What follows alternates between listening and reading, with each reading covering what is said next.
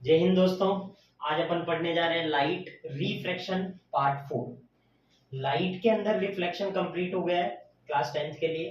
Reflection में 3 video बनाए गए हैं, पार्ट 1, पार्ट 2, पार्ट 3। अगर नहीं देखे हो तो पहले वो देखो, फिर उसके बाद में रिफ्रैक्शन पे आना। ठीक है, तो रिफ्रैक्शन होता क्या है देखो। रिफ्रैक्शन रिफ्रैक्शन होता है process of bending of light when it passes through one medium to another medium। मतलब जब लाइट रेज जो भी लाइट रेज है वो एक मीडियम से दूसरे मीडियम में जाएंगी। एक मीडियम से, जैसे मान लो इधर कोई एक मीडियम है, मीडियम 1, मीडियम फर्स्ट, और इधर एक मीडियम, मीडियम सेकंड। ठीक है, मीडियम फर्स्ट और मीडियम सेकंड जब मीडियम फर्स्ट से मीडियम सेकंड में जाएंगी तो वो बैंड होंगी। अब वो बैंड कैसे होंगी, वो डिपेंड करता है कि मीडियम कौन सा तो रेयरर है और कौन सा डेंसर है। अगर लाइट रे रेयरर से डेंसर जाएगी तो अलग तरीके से बैंड होगी, और डेंसर से रेयरर जाएगी तो अलग तरीके से बैंड होगी। जहां पे इंसिडेंट रे, ये कौन सी रे होती है, इंसिडेंट रे स्ट्राइक करेगी, मतलब मीडियम की सरफेस पे स्ट्राइक करेगी ना, तो मीडियम की सरफेस पे जहां पे स्ट्राइक करेगी तो वहां पे क्या बनेगा, नॉर्मल। क्या बनेगा वहां पे, नॉर्मल। ठीक है, नॉर्मल बनेगा। ये नॉर्मल सरफेस से परपेंडिकुलर होगा।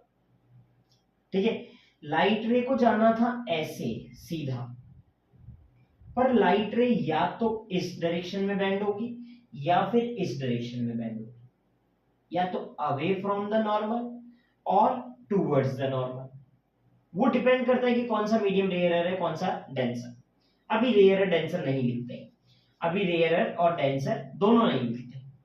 ठीक है, अभी बताएंगे आगे कि कौन सा रेयरर है कौन सा डेंसर है। पर रिफ्रैक्शन देखो क्या है, process of bending of light when it passes from one medium to another medium.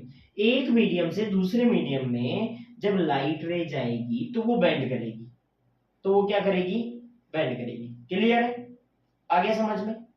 ठीक है, अब देखो आगे, यहां पे लॉज ऑफ रिफ्रैक्शन आते हैं, रिफ्रैक्शन के लॉ। ठीक है, रिफ्रैक्शन के लॉ, पहला लॉ क्या है, फर्स्ट लॉ क्या है, ये वाली रे इंसिडेंट रे है तो ये वाली रे क्या होगी, रिफ्रैक्टेड रे। कौन सी रे, रिफ्रैक्टेड रे। ठीक है, तो incident ray, refracted ray and normal lie on the same plane. जैसा रिफ्लेक्शन में देखा था फर्स्ट लॉ कि incident ray, reflected ray and normal lie on the same plane, वैसा ही यहां पे है। Incident ray comma refracted ray and normal lie on the same plane। एक ही प्लेन पे होते हैं, इंसिडेंट रे, रिफ्रैक्टेड रे और नॉर्मल, ये तीनों एक ही प्लेन पे होते हैं। क्लियर। सेकंड लॉ क्या है, सेकंड लॉ क्या है, सेकंड लॉ स्नेल्स लॉ है। कौन सा लॉ है, स्नेल्स लॉ। अब ये स्नेल्स लॉ क्या बोलता है, इस लॉ के हिसाब से ये वाला एंगल आई होगा और ये वाला एंगल नॉर्मल से जो बनने वाला है वो आर होगा। रिफ्रैक्टेड रे के साथ में नॉर्मल से जो भी एंगल बनेगा वो आर होगा। ये वाला भी आर हो सकता है, ये वाला भी आर हो सकता है, हो सकता है। तो ये क्या बोलता है, it is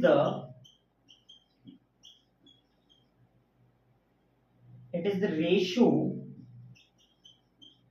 of sine of angle of incidence to the sine of angle of refraction is always constant, is always constant। मतलब जो रेशो है किसका, sine of angle of incidence, मतलब sine i, sine i trigonometry है ना, sign आई का और sign R का जो रेशो है, साइन आर का जो रेशो है वो क्या होगा, कांस्टेंट होगा। क्या होगा वो, कांस्टेंट, इज ऑलवेज कांस्टेंट। मतलब sine I by sine r क्या है, हमेशा कांस्टेंट होगा। क्लियर है, समझ गया, ठीक है। The ratio of sine of angle of incidence to the sine of angle of refraction is always constant, हमेशा कांस्टेंट रहेगा। क्लियर है ना, हमेशा कांस्टेंट रहेगा। Sine I by sine R का रेशो हमेशा कांस्टेंट रहेगा और इसी को क्या बोलते हैं, स्नेल्स लॉ बोलते हैं। स्नेल्स लॉ क्या है, जो रेशो है साइन आई और साइन आर का वो क्या रहेगा, हमेशा कांस्टेंट रहेगा, ये स्नेल्स लॉ बोलता है। क्लियर। अच्छा, लाइट कैसे कैसे बेंड होगी ये देखते हैं। पहले इसको उतार लो फटाफट, देख लो इसको, ठीक है, आ गया समझ में, ठीक है, मिटा दे, देखो भाई मिटा ही देते हैं।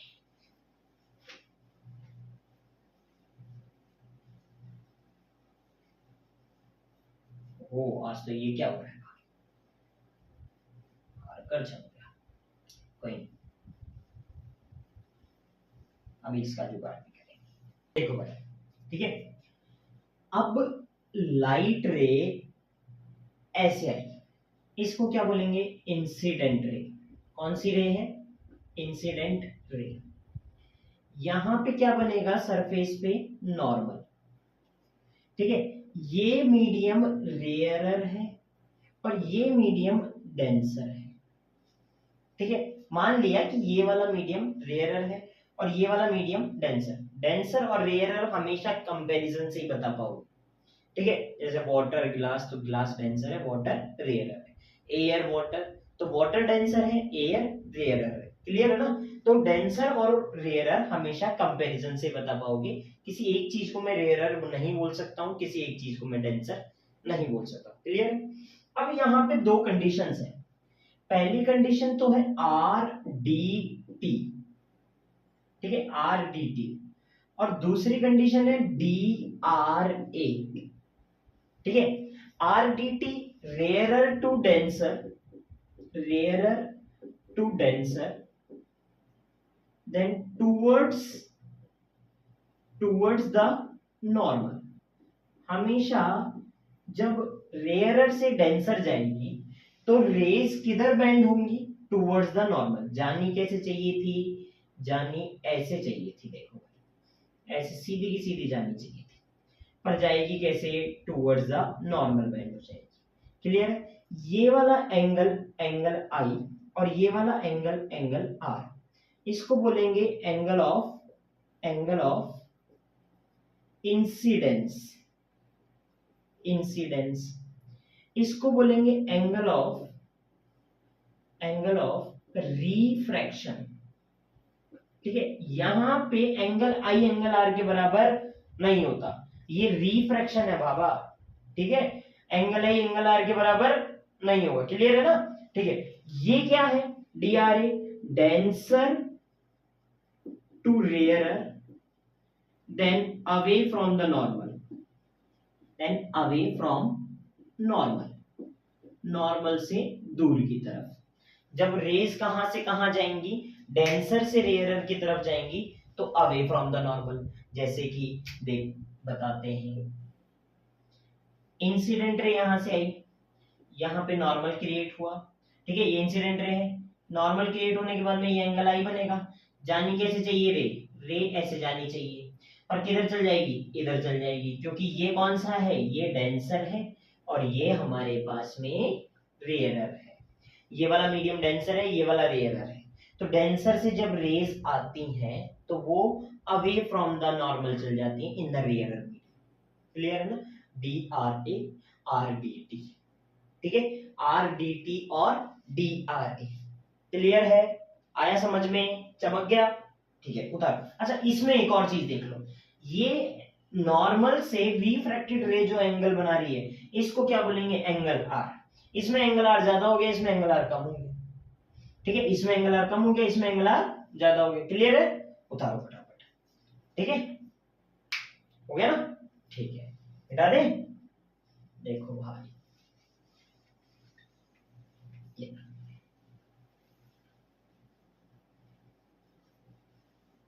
आगे देखते हैं, स्नेल्स लॉ को ही थोड़ा इलेबोरेट करते हैं। स्नेल्स लॉ क्या बोलता है, ratio of sine of angle of incidence मतलब sine i divide by sine are is equals to constant, यही बोलता है।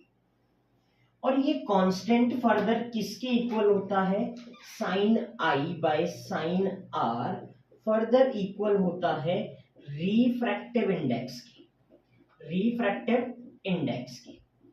और ये जो रिफ्रैक्टिव इंडेक्स है, ये जो आपका रिफ्रैक्टिव इंडेक्स है, ये क्या होता है इसके बारे में भी अभी जानेंगे, ठीक है।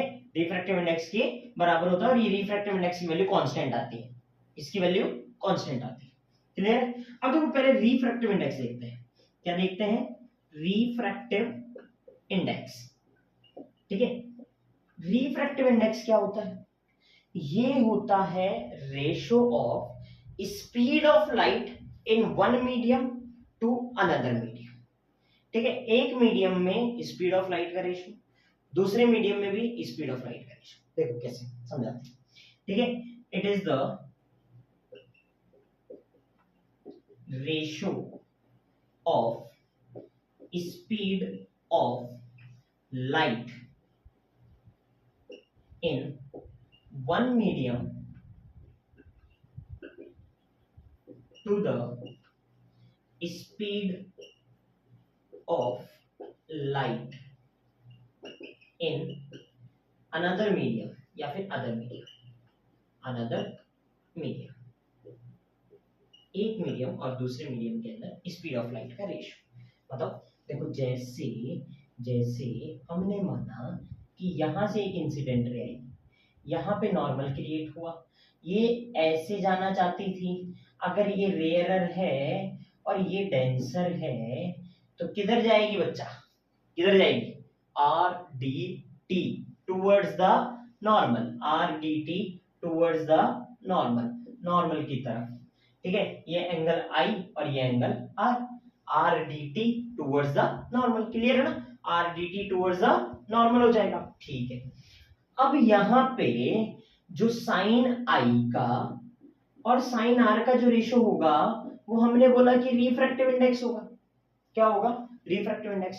और फिर हम रिफ्रैक्टिव इंडेक्स को इलैबोरेट कर रहे हैं कि रिफ्रैक्टिव इंडेक्स क्या है, refractive index is speed of light, speed of light in medium first, medium first, इसको फर्स्ट बोल देते हैं और इसको सेकंड बोल देते हैं, divide by speed of light in medium second, ठीक है, क्लियर है। मतलब क्या है, v1 बाय v2 ये होगा रिफ्रैक्टिव इंडेक्स, क्लियर, आया समझ में, चमका नहीं चमका, चमक गया, ठीक है। रिफ्रैक्टिव इंडेक्स क्या होगा, v1 बाय v2, क्लियर है। रिफ्रैक्टिव इंडेक्स को रिप्रेजेंट करते हैं ईटा से, ठीक है, नीटा बोल लो, ईटा बोल लो, कुछ भी बोलो, या फिर म्यू से, ठीक है, म्यू से रिप्रेजेंट करते हैं ऐसे, क्लियर है। तो ये क्या होगा, v1 बाय v2 होगा, होगा नहीं होगा, यही होगा, क्लियर है, आगे समझ में। अच्छा इसकी रिप्रेजेंटेशन में क्वेश्चंस में है ना, क्वेश्चंस में कुछ अलग अलग चीजें आती है, जैसे जैसे मैं बोलूं कि नीटा 2 1 है ना, ये क्या है, refractive index of second medium with respect to first medium, ठीक है। सेकंड मीडियम का रिफ्रैक्टिव इंडेक्स फर्स्ट मीडियम के रेस्पेक्ट में, सेकंड मीडियम का रिफ्रैक्टिव इंडेक्स फर्स्ट मीडियम के रेस्पेक्ट में होगा तो वो क्या होगा n2 1। अगर ऐसे लिखा हो नीटा 1 2 तो ये क्या होगा refractive index of first medium with respect to second medium या फिर सेकंड मीडियम, ठीक है, with respect to second medium. Clear है। n21 n12। अच्छा ऐसे दे रखा हो कहाँ लिखे यहाँ लिख दे, इधर इधर इधर लिख दे थोड़ा सा, नीटा एयर वाटर, तो ये क्या है refractive index of air with respect to water, या फिर नीटा water air refractive index of water with respect to air. ऐसे दे दे नीटा GW ग्लास और वाटर, ठीक है, तो क्या है refractive index of glass with respect to water, ठीक है, refractive index of glass with respect to water. Clear ना, रीड करना तो आना चाहिए कम से कम, आगे सिखाएंगे धीरे धीरे सारी चीजें सीख लोगे, ठीक है, पर ये समझ में तो आया। आगे क्या, अच्छा कांस्टेंट कैसे है सर, कांस्टेंट भी बताते हैं, इसकी यूनिट बताओ मेरे को। वेलोसिटी की यूनिट होती है मीटर पर सेकंड, ठीक है, वेलोसिटी की यूनिट क्या होती है मीटर पर सेकंड, इसकी यूनिट भी होगी मीटर पर सेकंड, तो इसकी यूनिट और इसकी यूनिट कैंसिल आउट कर जाएगी, और यूनिट कैंसिल आउट करने के बाद में यूनिटलेस आएगा, और यूनिटलेस जो भी चीज होती है वो कांस्टेंट ही होती है भाई, होती नहीं होती है, होती है। जैसे मैं बोलूं 5 इज अ मैग्नीट्यूड, है ना, मैग्नीट्यूड है ना 5, तो 5 क्या है यूनिटलेस है, 5 क्या है यूनिटलेस है ना, तो यूनिटलेस है तो वो कांस्टेंट है, उसके पास में कोई यूनिट नहीं, 5 जस्ट 5 और कुछ नहीं, 5 मीटर 5 सेंटीमीटर कुछ भी नहीं, 5 है ओनली, तो 5 क्या है यूनिटलेस है। क्लियर, आगे समझ में, ठीक है, उतार लो फटाफट, ठीक है, मिटा दे, ठीक है। देखो अब इस रिफ्रैक्टिव इंडेक्स में ही आगे आगे चलते हैं।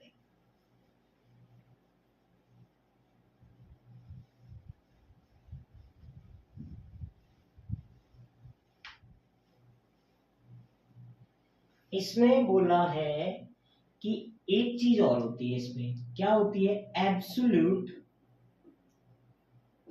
रिफ्रैक्टिव इंडेक्स,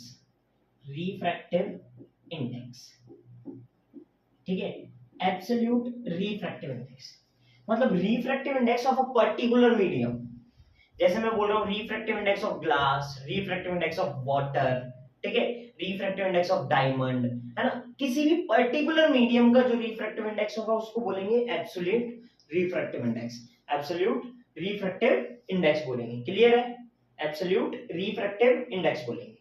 अच्छा ये होगा कैसे सर, होगा कैसे, ये होता है कि कभी भी जब किसी भी चीज का रिफ्रैक्टिव इंडेक्स निकालो, वाटर का रिफ्रैक्टिव इंडेक्स निकालो, उसको हमेशा किसके रेस्पेक्ट में निकाल दो, एयर के रेस्पेक्ट में निकाल दो। वाटर का रिफ्रैक्टिव इंडेक्स एयर के रेस्पेक्ट में निकाल दोगे तो क्या होगा, एयर के रेस्पेक्ट में निकाल देंगे तो वो जो रिफ्रैक्टिव इंडेक्स आएगा वाटर का वो क्या होगा एब्सोल्यूट रिफ्रैक्टिव इंडेक्स होगा। क्या होगा एब्सोल्यूट रिफ्रैक्टिव इंडेक्स होगा। क्लियर है ना, तो एब्सोल्यूट रिफ्रैक्टिव इंडेक्स क्या है, refractive index of any medium, refractive index of any medium with respect to air, है ना, किसी भी मीडियम का रिफ्रैक्टिव इंडेक्स एयर के रेस्पेक्ट में उसको क्या बोलेंगे, जैसे जैसे जैसे जैसे जैसे बोलते हैं refractive index of water with respect to air, क्या है refractive index of water with respect to air. Clear है, आइए समझ में, refractive index of water with respect to air आ रहा है ना, ठीक है। तो इसमें क्या होगा, जैसे मैंने बोला था N21 है ना, N21 अभी यहीं पे लिखा था N21। तो यहां पे ये क्या है, refractive index of second medium with respect to first medium। ठीक है, refractive index of second medium with respect to first medium.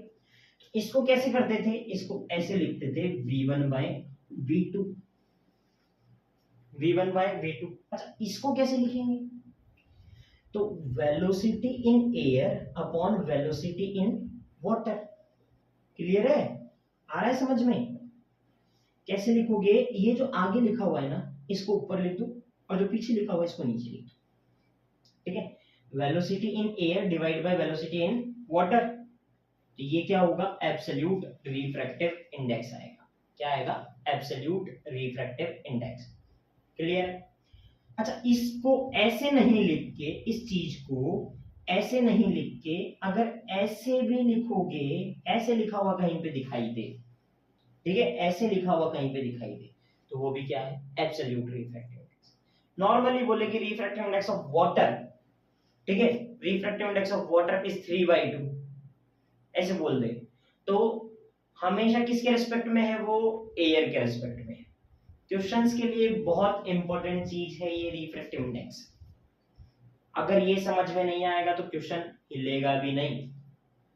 ठीक है, आगे बात समझ में, क्वेश्चंस यहीं से अच्छे क्वेश्चंस बनते हैं यहां से। क्लियर है ना? तो ये रिफ्रैक्टिव इंडेक्स ऑफ वाटर को ऐसे भी लिख सकते हैं, water with respect to air, तो ये water with respect to air ही है। क्लियर?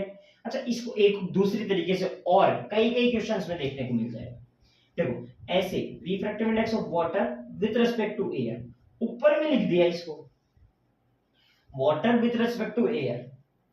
अच्छा इसको ऐसे म्यू के टर्म्स में भी लिख सकते हैं, water with respect to air, ऐसे भी लिख सकते हैं। ठीक है, ऐसे भी लिख सकते हैं। क्लियर है? या फिर इसको ऐसे भी लिख सकते हैं, water with respect to air, या फिर इसको ऐसे भी लिख सकते हैं, रिफ्रैक्टिव इंडेक्स ऑफ वाटर। ठीक है, इन चारों तरीके से लिख सकते हैं। ये एब्सोल्यूट रिफ्रैक्टिव इंडेक्स है। क्या है ये? Absolute refractive index. जैसे क्वेश्चन में देखो, क्वेश्चन में कैसे भी रिप्रेजेंटेशन दे सकता है, क्वेश्चन में कैसे भी रिप्रेजेंटेशन को दे सकता है, तो आप लोग ये याद रखेंगे। ठीक है, इसको अच्छे से याद रखना, क्योंकि क्वेश्चन में यही चीजें आएंगी। क्लियर है ना यहां तक? आगे समझ में? ठीक है, मिटा दें? ठीक, अब देखो इसी में थोड़ा सा आगे और चलते हैं, है ना, एब्सोल्यूट रिफ्रैक्टिव इंडेक्स में ही आगे। अगर मैं बोलूं refractive index of water with respect to glass, refractive index of water with respect to glass, तो क्या होगा, वेलोसिटी की टर्म्स में बताओ, वेलोसिटी की टर्म्स में फटाफट वेलोसिटी की टर्म्स में होगा velocity in glass divide by velocity in water, ऐसा ही होगा। ठीक है, velocity in glass divide by velocity in water. अच्छा एब्सोल्यूट रिफ्रैक्टिव इंडेक्स की टर्म्स में, एब्सोल्यूट रिफ्रैक्टिव इंडेक्स की टर्म्स में कुछ ऐसा होगा कि refractive index of water with respect to air divide by refractive index of glass with respect to air. Clear है? वापस धीरे धीरे समझो, ये एन जी डब्ल्यू जी दे रखा है। ठीक है, डब्ल्यू जी दे रखा है, तो अगर वेलोसिटी के टर्म्स में लिखना है तो ये आगे वाली जो टर्म है इसको ऊपर लिख दो, और जो पीछे वाली टर्म है इसको नीचे लिख दो। एब्सोल्यूट रिफ्रैक्टिव इंडेक्स की टर्म्स में लिखना है तो इसको उल्टा कर दो, मतलब आगे पीछे वाली जो टर्म है उसको ऊपर लिखो और आगे वाली टर्म को नीचे लिखो, एब्सोल्यूट की टर्म्स। इसको और कैसे लिख सकते हैं, एब्सोल्यूट को और लिख सकते हैं नीटा वाटर बाय नीटा ग्लास। ठीक है, ऐसे भी पढ़ाया जाता है। ठीक है, वाटर बाय ग्लास भी लिखा जाता है। क्लियर है ना यहाँ तक? ये एब्सोल्यूट रिफ्रैक्टिव इंडेक्स है। क्या है ये? Absolute refractive index. क्लियर है? आ गया समझ में? चमक रहा है? आ रहा है नहीं आ रहा है? आ रहा है, ठीक है। अब देखो भाई क्वेश्चन करते हैं, बिना क्वेश्चन के तो काम होगा। तो क्वेश्चन लगाते हैं। देखो तो क्वेश्चन है अपने पास में, the absolute refractive index of water and glass is 3/2 and 4/3 respectively। ठीक है, 3/2 and 4/3 respectively। क्लियर? ये दे रखा है अपन को, find if the velocity of light in water is 2 into 10 to the power 8 meter per second। find velocity of light in air and velocity of light in water। ठीक है, water और air दोनों में ही निकालनी। मतलब एब्सोल्यूट रिफ्रैक्टिव इंडेक्स दे रखा है 3/2 और 4/3। किस किस का है? रिफ्रैक्टिव इंडेक्स ऑफ वाटर और रिफ्रैक्टिव इंडेक्स ऑफ ग्लास। ये वाला तो वाटर का है, ये वाला ग्लास का है। तो refractive index of water with respect to air कितना है? 3/2।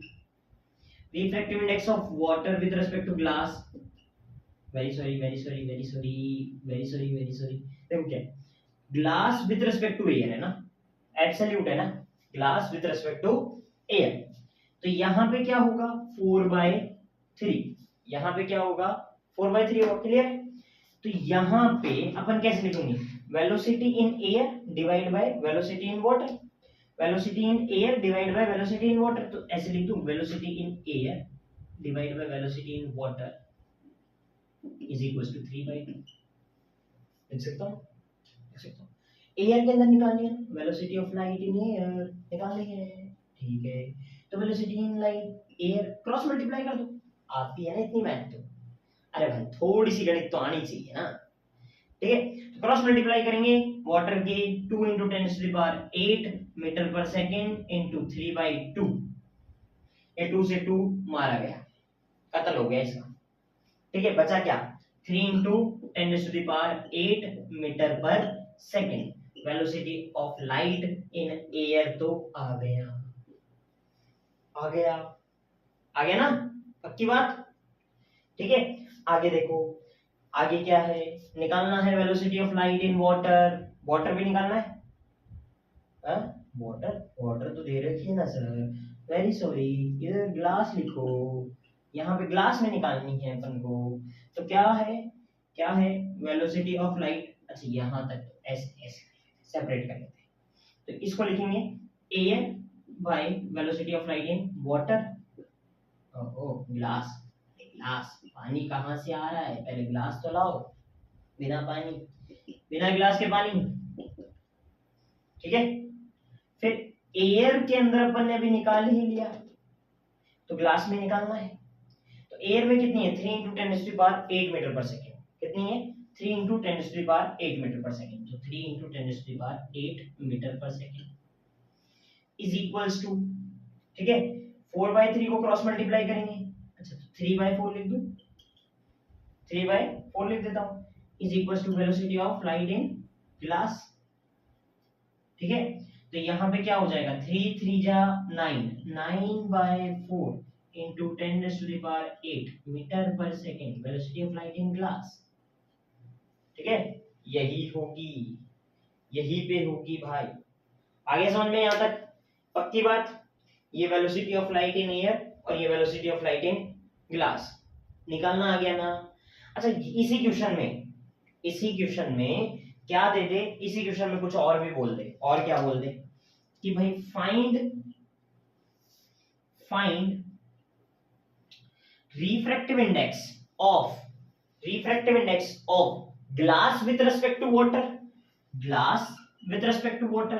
और refractive index of water with respect to glass। दोनों निकालो भाई, ये भी निकालना है, ये भी निकालना है। करें कोशिश। क्या करते हैं? देखो यहां से आ जाओ, क्या लिखते हैं, ये glass with water with respect to glass है ना, तो क्या लिखेंगे, refractive index of water divide by refractive index of glass. तो refractive index of glass with respect to water क्या हो जाएगा, तो refractive index of glass divide by refractive index of water. Glass का रिफ्रैक्टिव इंडेक्स क्या दे रखा है 4/3 और इसका वाटर का 3/2, तो 4/3 डिवाइड बाय 3/2, ऊपर नीचे मल्टीप्लाई क्रॉस मल्टीप्लाई, भाई ये इधर, ठीक है। 4 2 जा 8, 3 3 जा 9, क्लियर है।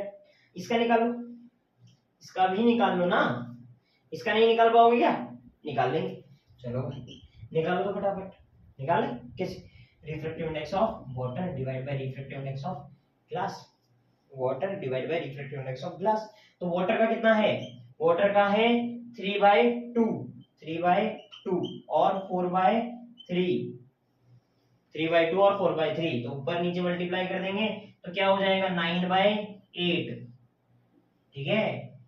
अच्छा यहाँ से एक और चीज समझ में आई सर, क्या समझ में आई, जस्ट अपोजिट चल रहा है, अपोजिट चल रहा है, अपोजिट चल रहा है मतलब देखो, refractive index of glass with respect to water is equals to 1 upon refractive index of water with respect to glass।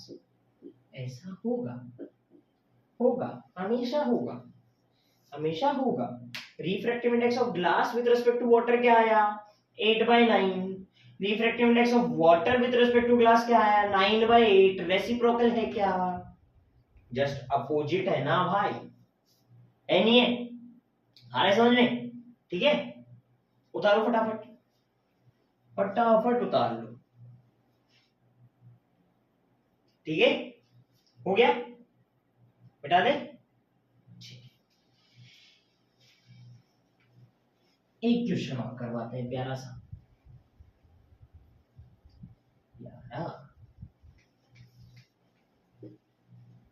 हाँ भाई प्यारा सा, देख क्या दे रखा है क्वेश्चन में, बोला है कि स्नेल्स लॉ लगाओ। देखो क्वेश्चन में ऐसा कुछ दे रखा है कि यहां से और इधर लाइट रे जाना चाहती है, ऐसे ये बेंड होगी, ऐसे ये वाला एंगल दिया आपको 60 डिग्री और ये वाला एंगल आपको दिया है 30 degree. Find refractive index of, ये मीडियम फर्स्ट है, ये मीडियम सेकंड है, ठीक है। Refractive index of medium first with respect to medium second and refractive index of medium second with respect to medium first, ऐसे निकाल, ठीक है, निकाल।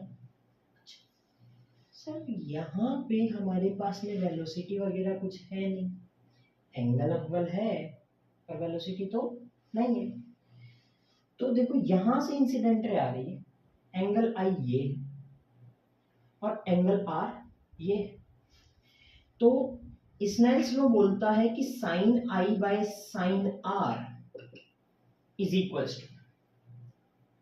इक्वल्स टू क्या होगा सर, क्या होगा, इसका रिफ्रैक्टिव इंडेक्स, अच्छा इसका देखो, किसका, इसका रिफ्रैक्टिव इंडेक्स 𝛎1 माना और इसका रिफ्रैक्टिव इंडेक्स 𝛎2 मान लिया, ठीक है, क्या कर लिया, मान लिया, तो यहाँ पे 𝛎2/𝛎1 होगा। अच्छा सर ये कैसे होगा, समझ में नहीं आया, दिमाग लगाते हैं, थोड़ा सा दिमाग लगाते हैं, देखो क्या है, यहां से देखो, इंसिडेंट रे जिस मीडियम से आ रही है उसका रिफ्रैक्टिव इंडेक्स साइन आई के साथ मल्टीप्लाई करो, मतलब 𝛎1 sine i is equals to, जहां जा रही है उसका रिफ्रैक्टिव इंडेक्स साइन आर के साथ मल्टीप्लाई कर दो, मतलब 𝛎2 साइन आर। अब बताओ sine I by sine R की वैल्यू क्या होगी, sine I by sine R की वैल्यू होगी 𝛎2/𝛎1, क्लियर है क्या, आया समझ में, sine I by sine R की वैल्यू क्या होगी 𝛎2/𝛎 होगी ना, यहाँ पे मैंने ऐसे ही लिखा है, पर यहाँ समझ में नहीं आ रहा था, यहाँ समझ में आ गया, क्या है, जिस साइड एंगल ऑफ, जो एंगल ले रहे हो ना, साइन के साथ में जो एंगल ले रहे हो उसी का रिफ्रैक्टिव इंडेक्स ले, है ना। तो नीटा 1 साइन आई यानी साइन 60, नीटा 2 साइन आर यानी साइन 30। ये n2/n1 क्या होता है, अभी वापस से n2/n1 क्या होता है, refractive index of glass with respect to water लिखा था अभी। तो क्या लिखते थे, रिफ्रैक्टिव इंडेक्स ऑफ, अरे बोलो ना, रिफ्रैक्टिव इंडेक्स ऑफ वाटर या glass, glass divide by refractive index of water, ठीक है। ऐसे लिखा था ना, नीटा 2 1 इज इक्वल्स टू नीटा 2 बाय नीटा 1। तो मतलब नीटा 2 1 है, ओह सर नीटा 2 1 है, नीटा 2 1 है, तो मतलब refractive index of second medium with respect to first medium, ऐसा ही ना, refractive index of first medium with respect to second medium और refractive index of second medium with respect to first medium. तो अपन को निकालना पहले ये है, ऐसे निकाल लेते हैं, refractive index of second medium with respect to first medium, नीटा 2 1 कर लो, sine I by sine r, sine 60 by sine 30 is equals to नीटा 2 1 आ जाएगा, और नीटा 1 2 1 अपॉन नीटा 2 1 होता है, हुआ क्या, इसका जस्ट अपोजिट होगा ना। तो पहले इसको निकाल लो, फिर इसका रेसिप्रोकल कर देना, आंसर आ जाएगा। साइन 60 की वैल्यू क्या होती है, √3/2, साइन 60 की वैल्यू √3/2, और साइन 30 की वैल्यू 1/2, साइन 30 की वैल्यू 1/2। अरे भाई ट्रिग्नोमेट्री पढ़ के आओ पहले, कोई नहीं, चलो इतनी सी याद रख लो, ठीक है। 2 से 2 कैंसिल आउट हो जाएगा, ये ऊपर जाके मल्टीप्लाई होगा, ये इससे मल्टीप्लाई होगा, 2 से 2 कैंसिल आउट हो जाएगा, और √3 आ जाएगा। सर कैसी जेब लबलबाई, आहो ऐसे हो जाता है कई बार, ठीक है। नीटा 1 2 इज इक्वल्स टू 1/√3, क्लियर है, आया समझ में, आ गया, ये रेसिप्रोकल हो जाएगा भाई, यहाँ पे जाके हो जाएगा रेसिप्रोकल, क्लियर है ना, आ गया ना समझ में यहाँ तक, पक्की बात, ठीक है, उतार लो फटाफट। ऐसे भी क्वेश्चंस आते हैं, ऐसे भी क्या होते हैं, क्वेश्चंस आते हैं, उतार लो, मिटा दे।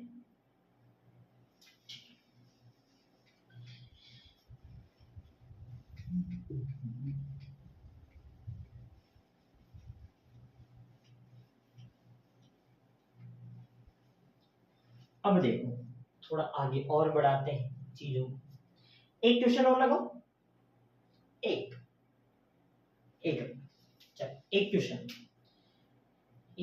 और, find the velocity of light in diamond if the refractive index of diamond is 2.4, मतलब ये क्या दे रखा है अपन को, रिफ्रैक्टिव इंडेक्स ऑफ डायमंड दे रखा है 2.4, मतलब ये एब्सोल्यूट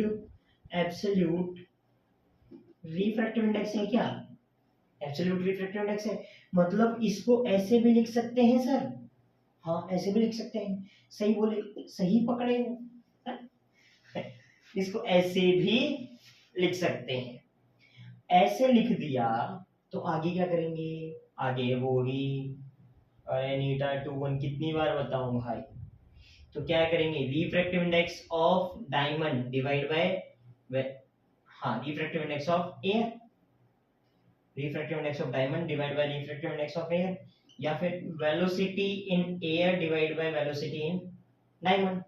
किसमें निकालनी है, velocity of light in diamond, diamond में निकालनी है, डायमंड में निकालनी है, और इसका रिफ्रैक्टिव इंडेक्स अपन को दे रखा है 2.42, तो velocity in air divide by velocity in diamond is equal to 2.42, ऐसा ही है। वेलोसिटी इन एयर कितनी है, एयर में वेलोसिटी 3 × 10⁸ मीटर पर सेकेंड आती है सर, मेरे को आती है, डिवाइड कर दो 2.42 से, तो वेलोसिटी इन डायमंड आ जाएगी, क्लियर है क्या, यहाँ तक आ गया समझ में, आ गया, पक्की बात, ठीक है, हो गया, मिटा दे। अब एक लास्ट टॉपिक इसमें देखते हैं, ठीक है। एक देखो लेटरल डिस्प्लेसमेंट भी एक टॉपिक है ना, जो बोर्ड्स के लिए इंपॉर्टेंट है। लेटरल डिस्प्लेसमेंट ये क्या है, ये भी रिफ्रैक्शन का ही पार्ट है, ठीक है। ये भी क्या है, रिफ्रैक्शन का ही पार्ट है।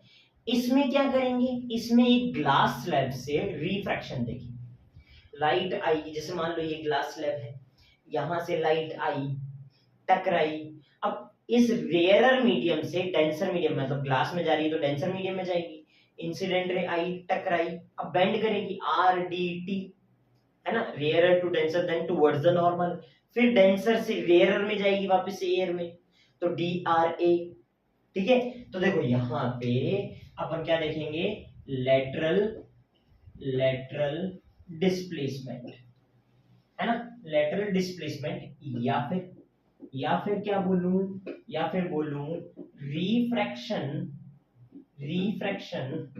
थ्रू ग्लास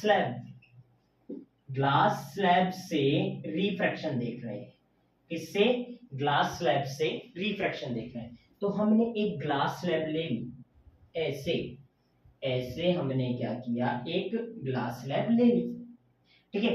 यहां से हमने बोला कि एक इंसिडेंट रे आई, ठीक है, टकराई, इस सरफेस पे आई, इस सरफेस का नाम दे दिया AB सरफेस पे इंसिडेंट रे आके टकराएगी।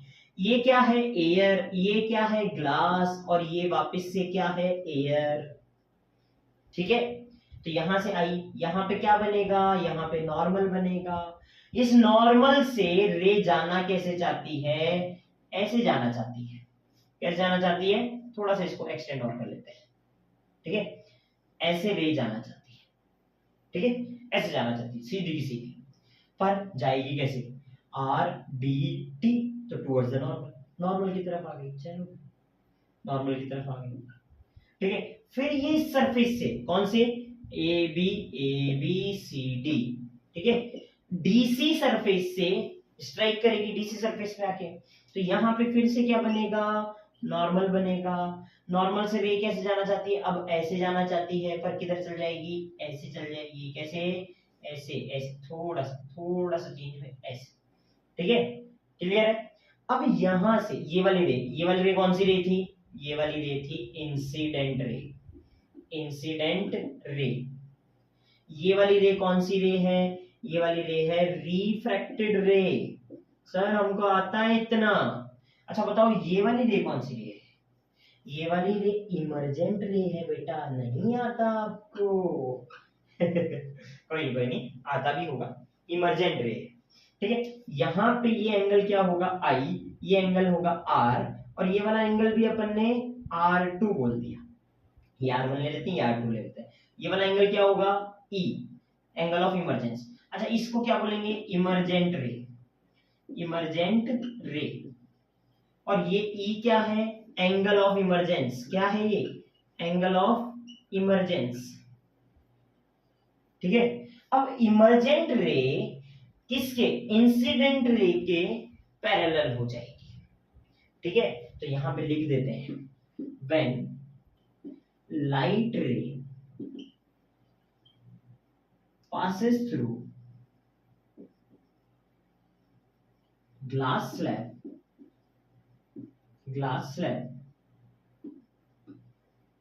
then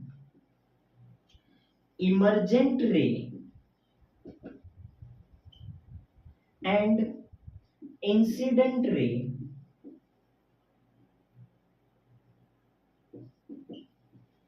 always parallel to each other, हमेशा इमर्जेंट रे और कौन सी रे, इंसिडेंट रे, एक दूसरे के क्या हो जाएगी, पैरेलल हो जाएगी, and the perpendicular distance, and the perpendicular